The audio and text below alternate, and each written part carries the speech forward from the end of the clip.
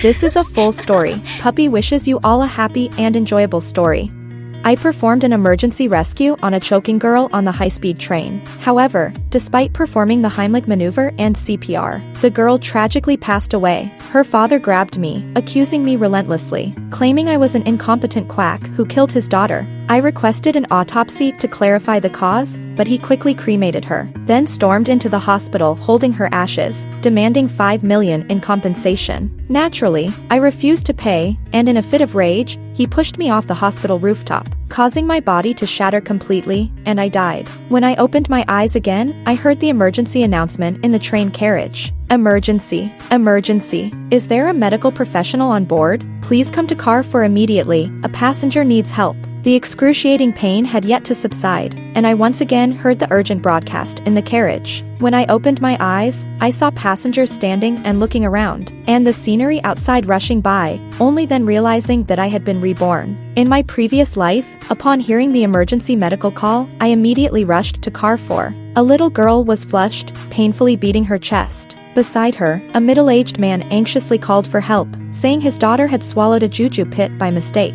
After identifying myself, he even knelt before me. "Doctor, please save my daughter. She's only 6 years old. I will never forget your kindness and great virtue." A strange feeling flashed through my mind at the time. If this were in the hospital, this kind of family member is the one I feared most during consultations. Outwardly, they seem honest and grateful, but they can be very aggressive. When faced with critical decisions, they will avoid taking responsibility. If the outcome is good, they will be eternally grateful. But if there's no recovery, or if the condition worsens, they will adamantly claim ignorance, saying they only followed the doctor's advice. I didn't know anything. When we came here, she was fine. Just a few words, and the responsibility is entirely shifted onto us. My instinct told me this was trouble, but under the watchful eyes of the crowd, I had no choice but to proceed with the emergency treatment. I quickly ran through a few possible causes of choking in my mind and prepared to check and treat accordingly. However, the girl's father, Bame, insisted that his daughter had accidentally swallowed the juju pit during a bump on the train while eating. This wasn't too surprising. Although I was an oncology doctor,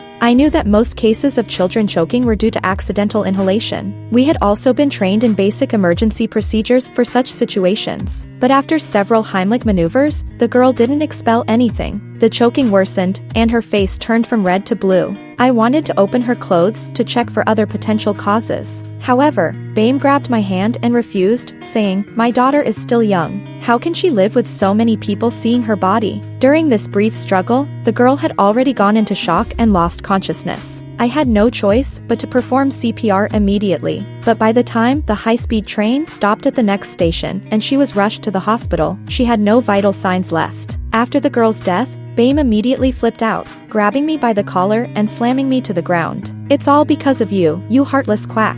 You killed my daughter. Do you even have a medical license? Are you an emergency doctor?" He shoved his phone in my face, causing people who didn't know the truth to gather around. I had watched a young life slip away before my eyes and felt heartbroken, but I couldn't let him smear my reputation. I told the camera that I was willing to have an autopsy conducted, and if it was my fault, I would do my best to compensate. However, Bame swiftly cremated the body and showed up at my hospital holding the urn, putting up banners and scattering funeral money. Under pressure, the hospital suspended me from work.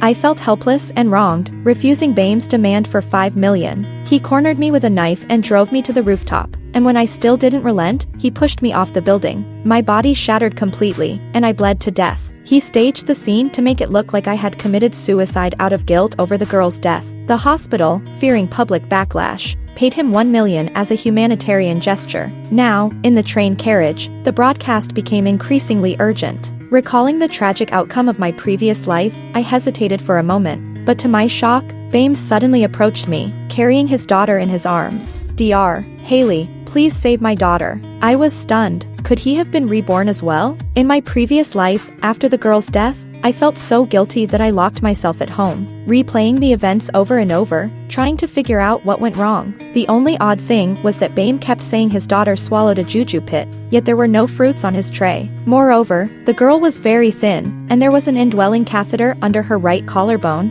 just like the cancer patients I treated. Seeing me remain silent, Bame panicked, afraid I wouldn't acknowledge my identity as a doctor, and quickly pushed his suffering daughter toward me.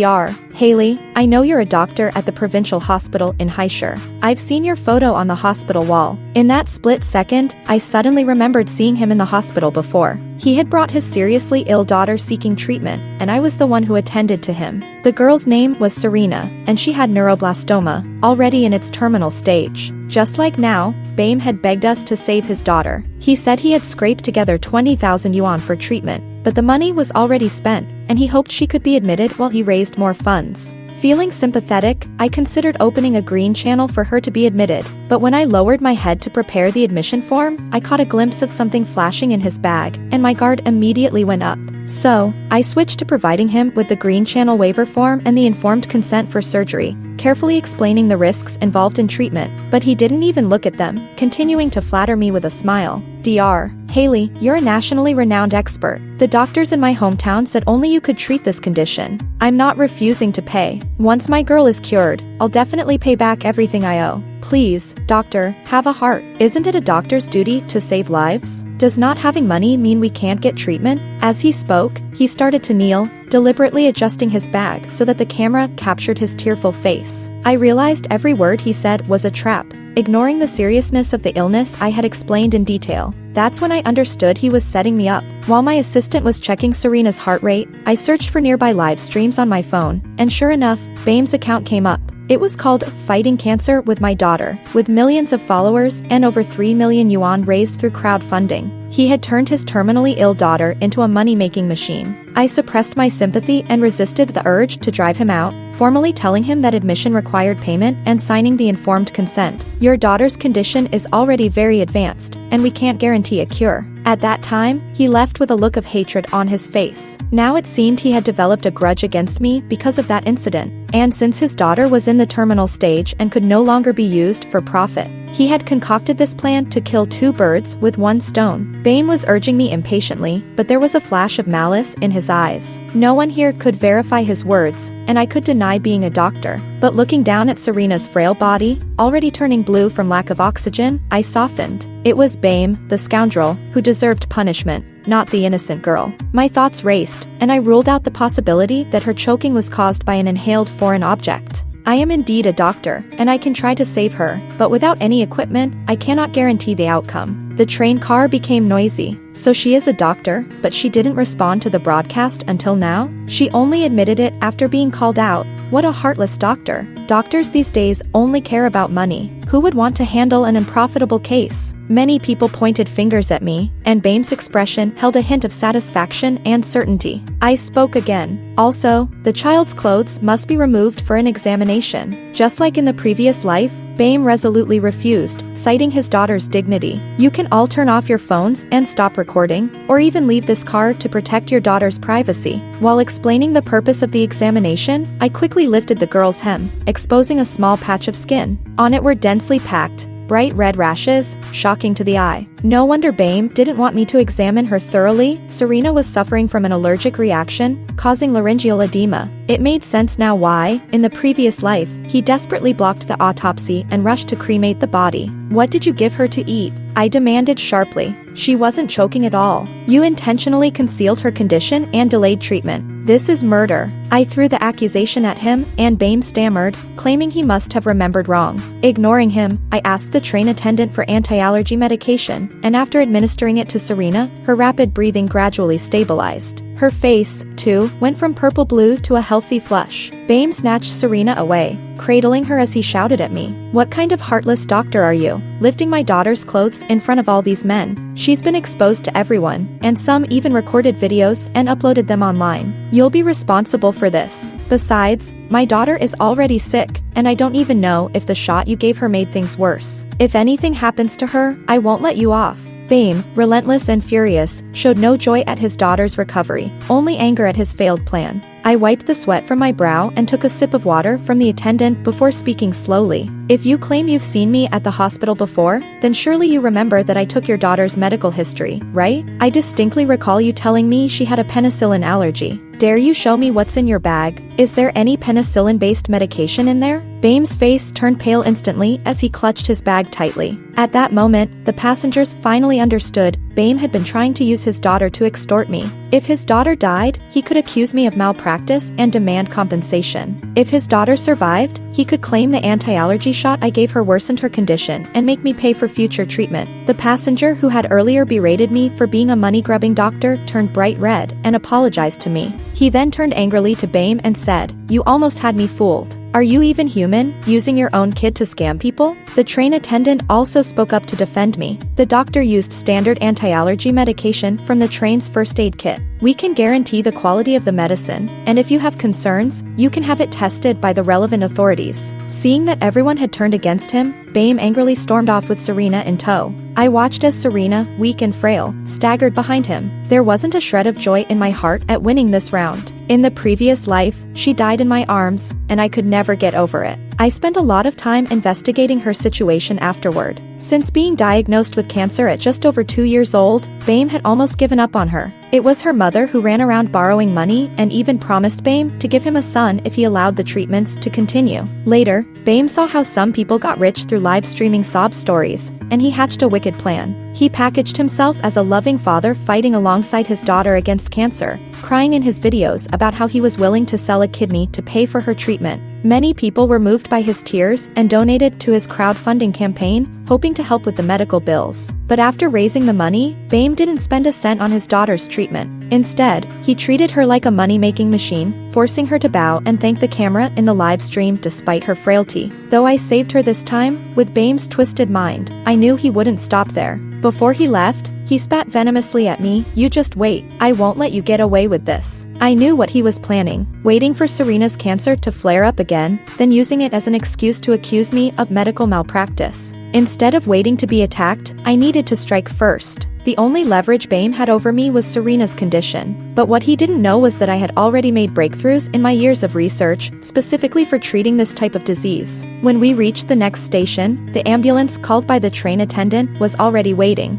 I was asked to accompany them to the hospital. Even if they hadn't asked, I would have gone anyway. I needed to meet the one person who in the previous life, despite being heartbroken, still said it wasn't my fault when everyone else blamed me. Serena's mother, Alice. In the last life, she told me that Bame had gambled away all the money people donated for Serena's treatment. He had been caught in a trap and owed the casino millions, which was why he'd gone insane, demanding compensation and refusing to stop until he got the money. She advised me to run and even tried to stop Bame from coming after me, but Bame, heartless as ever, beat her half to death and still caught up with me in the end. By the time we arrived at the hospital, Alice was already there, rushing to the emergency bed and clinging to Serena, crying uncontrollably. Bame, meanwhile, shouted, "Where's the doctor? Get someone to check on my daughter." This quack gave her a shot on the train. Who knows what kind of random medicine it was. The test results came back quickly, and unsurprisingly, the doctors confirmed that Serena was in the final stage of cancer, with only 3 months left to live.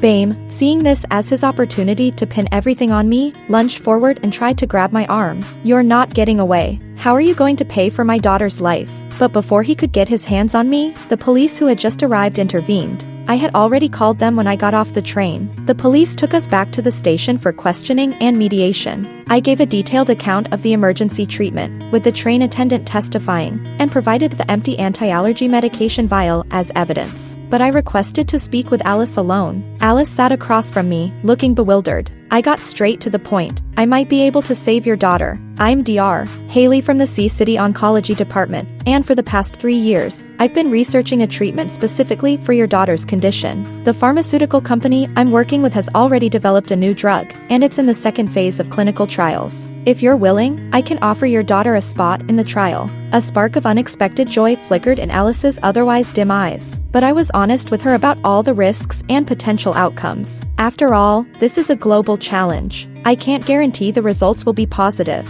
She nodded, saying, "Dr. Haley, I understand that, but no result could be worse than what we're facing now. Thank you. Even though Bame is such a bastard, you're still willing to help Serena. Because this time, I plan to solve the problem at its root," I thought to myself. I looked her in the eyes and said gravely, "Alice, if Bame is still Serena's legal guardian, he won't agree to this. He's eager to profit from her death. There's no way he'll let her live. Alice's expression shifted from drifting to determined. After a long pause, she looked at me resolutely and said, "Don't worry, he won't be for much longer." After reaching an agreement with Alice, the police gave Bame a stern warning. After leaving the police station, he only dared to glare at me fiercely, but didn't have the courage to make any further threats. I instructed Alice to ensure Serena's nutrition during this period, and to prevent her from catching a cold, so it wouldn't affect her participation in the trial. Then I headed to Hohhot to attend an academic conference. After 7 days of intense closed-door learning and research, I was ready to return, but when I turned on my phone, I saw dozens of missed calls from home. I was about to call back when I noticed the organizer and others looking at me with curious and ambiguous gazes. Feeling something was off, I quickly checked Bame's short video account. I saw he had pinned a video in which he was holding Serena's latest medical report, crying and claiming that his daughter had been in a coma since being injected with unknown medication on the train. He had also edited and released a video of me injecting Serena on the train. "Is this how doctors casually treat patients now? She said my daughter was having an allergic reaction, but my daughter has had cancer for years, with no healthy part left on her body. How could she make such an arbitrary judgment based on a few rashes? Is that really responsible? My daughter was doing well after finishing treatment, beating cancer and coming home, but then she encountered a heartless, unethical doctor who used her life as a stepping stone on the train just to gain fame." His words suggested that Serena's current condition was my fault. Following this was a photo of Serena lying in a hospital bed, covered with tubes, evoking deep sympathy. People who didn't know the truth kept commenting below, "Poor baby, going through so much at such a young age. If you don't have the skills, don't harm others." I know she's the deputy director at High City Provincial Hospital. I wonder how many hospital leaders she slept with to get her title? Yeah. How much experience can someone so young have? I have an uncle who's 50 and still only a senior doctor. These social trends are suppressing people like him. They even found out the hospital where I work and my home address. My mom called again, telling me that my son had been doused with a bucket of swill outside his kindergarten, so I could have feel what it's like when your own child is in pain. My son had been having nightmares for 2 nights. I called Alice to ask what was going on. Alice said that the photos in the video were from when Serena was weak after chemotherapy. To keep Bame from contacting the child, she had taken Serena to the Research Institute in High City, following the address I had given her. Dr. Haley, I didn't expect Bame to twist things so much. I've already filed for divorce from him. For years, he acted nice to Serena on the surface, but behind closed doors, he would sometimes abuse her. Then, when she cried, he'd pretend to comfort her, using it to make videos. The home cameras captured the truth. I'm going to release it now. Alice created an account and went live holding Serena. She released multiple videos of Bame abusing Serena. In one video, little, frail Serena carefully took off her drunken father's shoes, only to be kicked to the ground by him. Useless. If you didn't cry every day and get this bottomless pit of a disease, would I be so unlucky? You cry, and your mom walks around like someone died, refusing to give me a son. Once I turn things around, I'll get rid of both of you and marry a young, pretty virgin. After that, he fell asleep snoring, while Serena, huddled in the corner, bit her nails, wanting to cry but too afraid to do so. As soon as the video was released, public opinion quickly shifted. Bame's loving father image collapsed. Many people who had previously donated money to him demanded refunds. However, some still clung to me. Sure, that guy's scum, but that unethical doctor hasn't been punished yet. What if they were in it together, using the poor girl to get attention? Bad publicity is still publicity. What's next? Selling products. When I returned to the hospital from out of town, sure enough,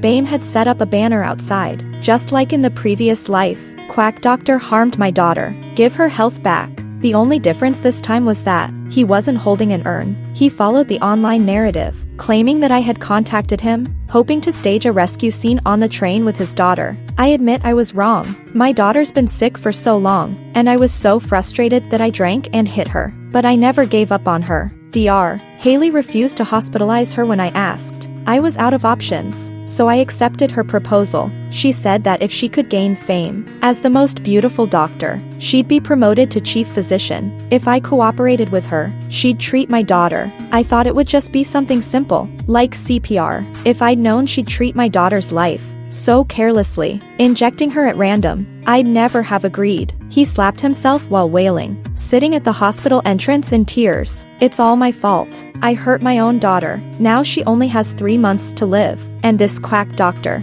is still off attending some academic conference. Where's the justice? The hospital leaders urgently held a meeting to minimize the impact. They invited him into a meeting room and asked what he wanted. Bame, with tear marks still on his face, immediately changed his tone, arrogantly demanding, "I'm here to eliminate society's scourge. I want $5 million in compensation, and the dismissal of that heartless, unscrupulous doctor." The hospital leaders looked at each other, knowing full well that his demands were unreasonable, but unsure if I'd be sacrificed. To defuse the situation, I took out my phone and projected a video onto the conference room screen. It was a recording I had started the moment I stepped off the train. In the video, Bame got into the ambulance with Serena, glancing around before tossing a penicillin pill box into the trash. I also pulled out Serena's test results. I had paid extra for a blood drug concentration test. The report showed extremely high levels of penicillin in Serena's blood. I spoke slowly. Serena's penicillin skin test came back positive, which means she's allergic to penicillin.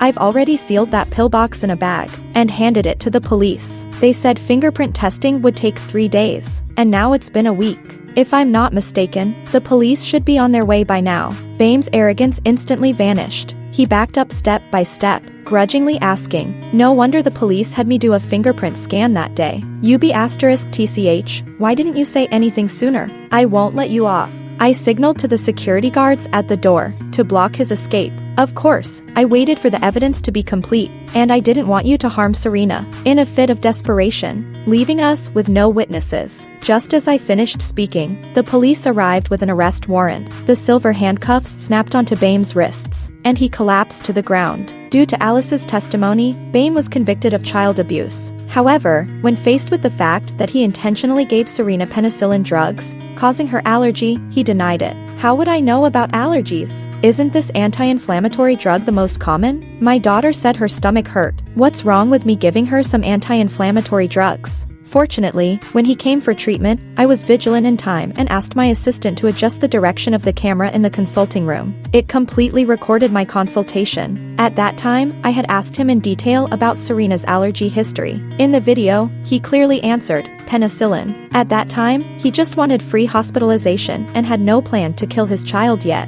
The name he signed on the consultation record, combined with the video in the consulting room, formed conclusive evidence. Bame finally stopped being tough and begged the police bitterly, saying that he still had a daughter to take care of and could he be given another chance to atone. I quietly recorded all this on the side and was preparing to release it to prove my innocence. But before I could take any action, the hospital's official quickly connected all the evidence overnight and released a video to clear my name. The city also issued a public notice in order to commend me for my selfless rescue in an emergency and demonstrate the medical spirit. I was selected as the most beautiful doctor. Moreover, because I have been exhausted and suffered false accusations during this period, the hospital specially approved me to rest for a while. In the 10 years since I started working, I finally took a paid annual leave successfully. But I didn't rest. Instead, I rushed to the research institute. After this period of recuperation, Serena's health has improved a lot. I let her enter the experimental group. After one course of treatment, the tumor has been confined.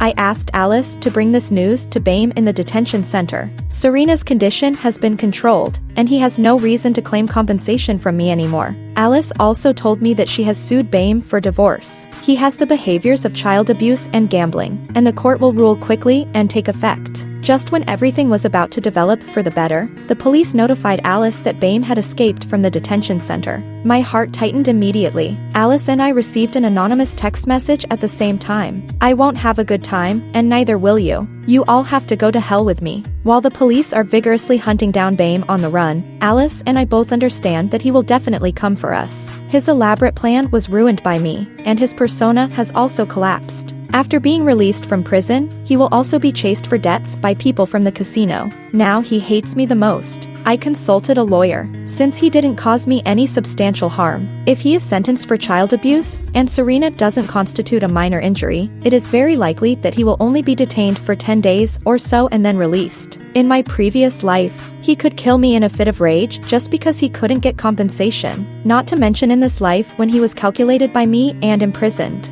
With his extreme personality, how could he endure this? However, all this is within my plan. I can't tell the police that he will kill me according to the trajectory of my previous life. This hidden danger still needs to be removed early by myself. Fortunately, in this life, I am not facing this devilish world alone. Alice and I looked at each other and smiled. I asked my family to take my son and move to my hometown. I moved into my house with Alice and installed surveillance cameras at home. This day, I was repeatedly comparing experimental data when suddenly the door was knocked. I looked through the peephole and saw Bame's gloomy and terrifying face pressed against the door panel, listening for sounds inside the room. Seeing that I didn't open the door for a long time, he banged on the door loudly. Just when he was hitting the door hard, I suddenly opened the door and he fell into the room. Bame took a long time to stand up. When he saw Alice busy in the kitchen, he was furious. "You still dare to eat and drink well here. Do you know what kind of life I had in the detention center?" He pointed at Alice and cursed. "I asked you to send me clothes and money.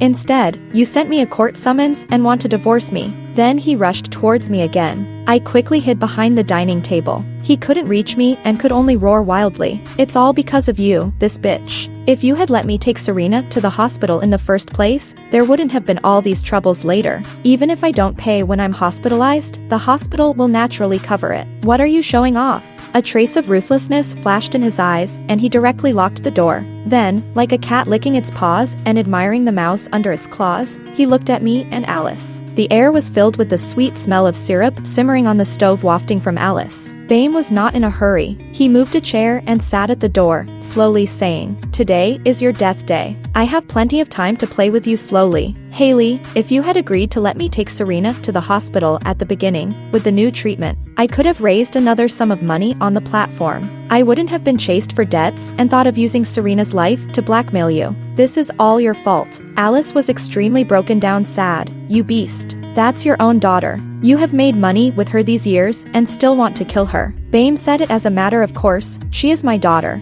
Anyway, with this disease, she can't live. Shouldn't she play her greatest role? If it weren't for Haley, this bitch, who insisted on using my daughter for experiments, after she dies, I could still ask the hospital for a large sum of compensation." As he spoke, his expression gradually became crazy. "Some people are more useful dead than alive. Don't you understand? When I get 5 million in compensation and pay off my gambling debts, I can still go gamble again. When I win money, we can have a healthy son again. Isn't that good?" Bame pulled out a sharp knife from his waist and rushed towards me, still muttering, "It's all your fault for meddling. I hate you doctors who seek fame and fortune the most. Don't you charge money for treating people? You have to praise yourself as a life-saving angel in white." I dodged left and right and was finally cornered by him. He laughed wildly. "Where can you hide? You still dare to do experiments on my daughter. I am her father. Did I agree?" He grabbed my neck with one hand and raised the knife high with the other. Just when he widened his eyes and was about to stab down, a cold voice came from behind. "You won't be soon."